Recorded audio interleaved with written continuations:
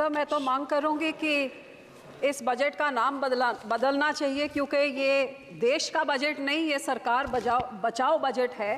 जो देश का बजट होता तो फिर देश में 28 राज्य हैं, कितनी सारी यूनियन टेरिटरीज हैं, सब मिला के तो ये तो 37 के करीब हो, लेकिन पूरे बजट में केवल 9 राज्यों का नाम था और सबसे उसमें ज़्यादा बजट तो वो 2 राज्यों को मिला जिसकी लाठी के, जिसके कंधे के सहारे में ये सरकार चल रही है। तो ये देश का बजट नहीं सर, ये सरकार बचाओ बजट था।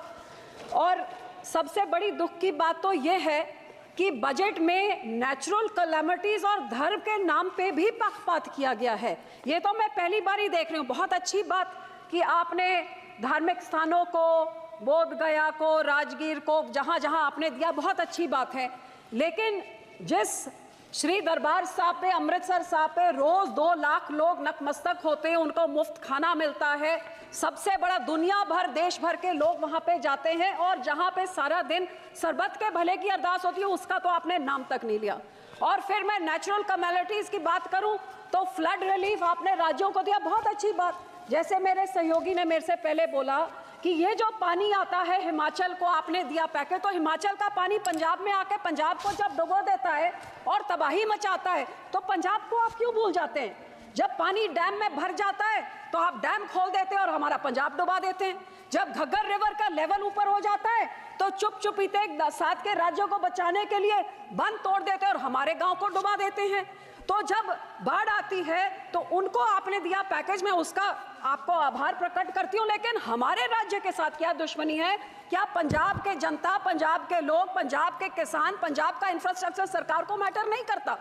और हैरानी की बात सर, जब बाढ़ आती है तो पंजाब सफर करे, जब पानी की कमी हो जाती है तो फिर कांग्रेस हो, आम आदमी हो, भाजपा हो, सारे इकट्ठे होकर षड्यंत्र खेले कि एसवाईएल की नहर बनाइए ताकि पंजाब का पानी दूसरे राज्य को जाइए।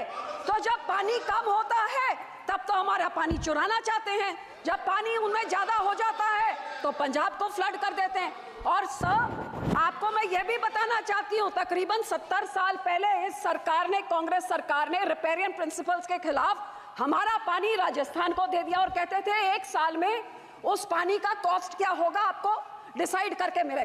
70 साल से आज तक डिसीजन नहीं हुए।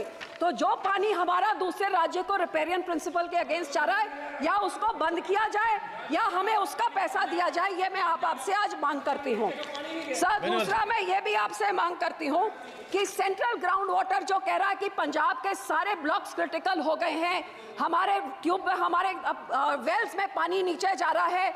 आज की रिपोर्ट तो ये भी है कि टॉक्सिसिटी इतनी हाई है कि पीने लायक नहीं है। तो ये सर, हम लोग को तो मदद करनी चाहिए, और इस पूरे बजट में मदद की बात दूर, हमारा नाम तक नहीं लिया गया। हमें डिमांड करती हूँ कि पंजाब को भी दिया जाए। दूसरी सर, मैं किसानों पे आना चाहती हूँ। 4 पिलर बोले थे, युवा, महिला, गरीब, किसान।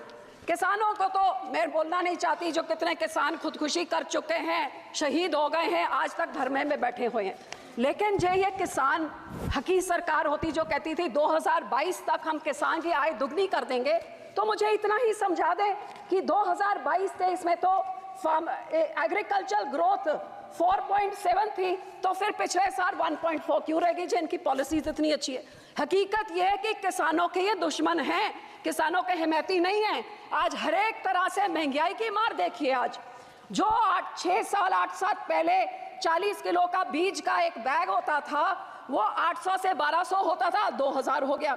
डीएपी 3 गुना बढ़ गई कीमत, पोटैश 900 से 1700, जो लेबर का कॉस्ट होता था वो भी 3 गुना हो गया, जो हार्वेस्टिंग के लिए होता था वो भी 3 गुना हो गया, जो मशीनरी की रेंटल होती थी, डीजल आपने 47 से 90 कर दिया, तो वो आप सोच ले कहां तक। सो जहां किसान को रिलीफ देनी थी, उसमें रिलीफ क्या दी? मनरेगा में 0 इंक्रीज। लोग सोचते थे आप बढ़ाएंगे, अमाउंट बढ़ाएंगे, दिन बढ़ाएंगे, 0। क्रॉप इंश्योरेंस क्रीप को -2.6% उसके अमाउंट में कटौती करी। यूरिया सब्सिडी में -7.4 की कटौती। न्यूट्रिएंट बेस्ड सब्सिडी में -25% कटौती। गरीब कल्याण योजना का बजट 3.3% घटा दिया। किसान सम्मान निधि का 10% घटा दिया। 18 से 22 तक जितने फार्मर्स कवर्ड अंडर फसल बीमा योजना या सबका 8-9% उनका कट गया। और पंजाब की जब मैं बात करूं तो पंजाब की बेनिफिशरी जो पीएम किसान निधि में थे और आवास योजना 2018 से घटते ही जा रहे हैं सर।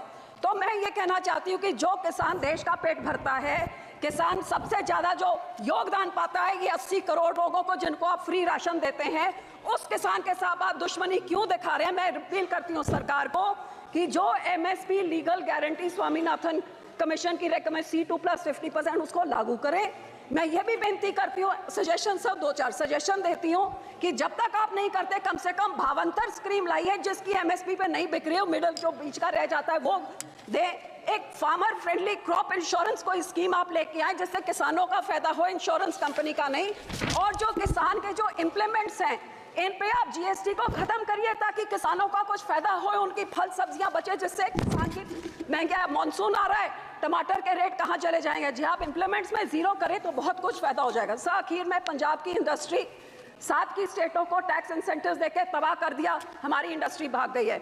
मैं सिर्फ इतनी बेनती करती हूँ कि एफएन साहब लुधियाने गए थे, वो मंत्री बनी बैठे हैं अब, वहाँ पे लुधियाने गए थे जहाँ पे उन्होंने एमएसएमई इंडस्ट्री को बोला था कि जो अमेंडमेंट 43B जिसमें मैंडेट किया जाता है कि 44 डेज में आप पेमेंट करिए, नहीं तो आपके जो टैक्स इंसेंटिव फॉरफिट हो जाते हैं, वो इस बजट में उन्होंने नहीं किया। वो बहुत देख रही थी कि इंडस्ट्री करे। सर 2 मिनट, जो हमारी साइकिल इंडस्ट्री है, जो हमारी स्पोर्ट्स इक्विपमेंट इंडस्ट्री है, मैं आपको बेनती करती हूँ इंसेंटिव इंटरनेशनल बॉर्डर पाकिस्तान के साथ 2019 से हमारा वाघा बॉर्डर बंद कर दिया है, बहुत नुकसान हुआ है।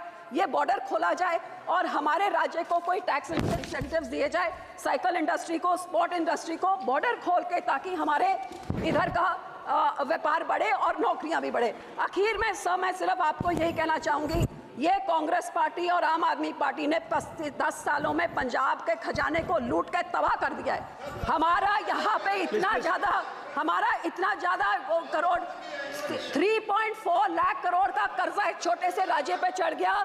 जीएसडीपी रेशो 49% हो गया है। तो सर आप इनको सजा देने के लिए आप आरडीएफ रोक देते हैं, हेल्थ मिशन का रोक देते हैं, पर पंजाब के लोगों का क्या कसूर है? मैं आपको बेनती करती हूँ, जो हमारा पैसा है वो आप पैसा आप दीजिए। अनएम्प्लॉयमेंट रेट जो देश में उसका दुगना है, ड्रग अब्यूज से हमारा राज्य जूझ रहा है, और पंजाब में औरतों का तो ये हाल है कि कुपोषण वो भी बढ़ गया है, अनीमा भी बढ़ गया है, और आंगनवाड़ी के जो राशन मिलता है गरीब बच्चियों के लिए, लैक्टेटिंग मदर्स, प्रेग्नेंट मदर्स और बच्चों के लिए, वो इनकी सरकार ने, आम आदमी की जो सरकार वहां पे है, वो वेरका मिल्कफेड प्राइवेट आधारों से लेके प्राइवेट कॉन्ट्रैक्टर्स को देके सब स्टैंडर्ड चीजें लोगों को देके करोड़ों का घपला हो रहा है। तो सर पैसे ना रोकिए, इनको पिनलाइज करिए ताकि लोगों को उतना हक मिले। और सर आखिर में मैं यही कहूंगी कि सबसे highest population 32% SC population Punjab में है सर। सबसे बड़ा ग्रैनरी को योगदान पंजाब देता है। फ्रीडम स्ट्रगल में सबसे बड़ा योगदान हमने दिया। इस राज्य के मांगों को पूरी करके हमारे किसानों को हमारे चंडीगढ़ की राजधानी हमें दीजिए, हमारा पानी दूसरे राज्यों को जो आ रहा है उसको रोक के उसकी रॉयल्टी हमें दीजिए, नहीं तो वो सारे फैसले रिवोक करके हमारा पानी पंजाब पे रखिए। धन्यवाद जी, धन्यवाद। Multimodal transport logistics specialist in Quebec. For our clients, a 140,000 square foot state-of-the-art warehouse for storage and distribution. Our promise? To take charge of all types of cargo and deliver it fast in the world. Crime से लेके राजनीति तक, किस नेता ने 5 साल में क्या क्या काम कराया? दुनिया के हर कोने की खबर जानने के लिए सब्सक्राइब करें शेयर स्पीक न्यूज को।